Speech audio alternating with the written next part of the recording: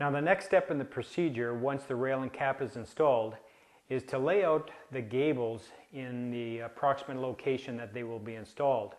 Once we lay out the gables, we'll then install the suspension bracket and all of the hardware. Of course, in an installation like this, we always do the upper first, work our way down, and we'll do the lower cabinets last. I've got my suspension brackets, and of course there's right and left suspension brackets, so I always keep those separated. And then I will go around and place those suspension brackets just on top of the gable in the area that they're going to be installed. And once all the suspension brackets are on, we use a 3/4 inch panhead screw and fasten all these into position.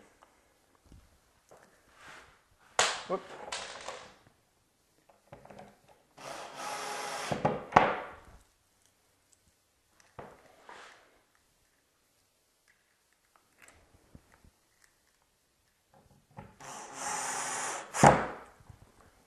Now that all the suspension brackets are on, the next step is to put in some of the hardware.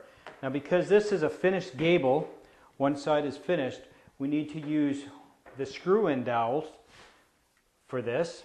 And so we just put in the screw-in dowel.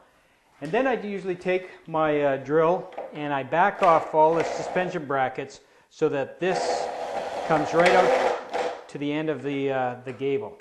And so we'll go around and do all of that. Now, once that's done, we can start installing the gables onto the hanging rail.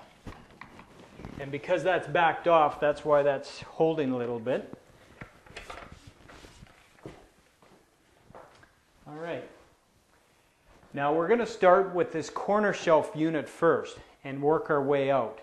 And to do that, we're going to need some what's called double-sided dowels.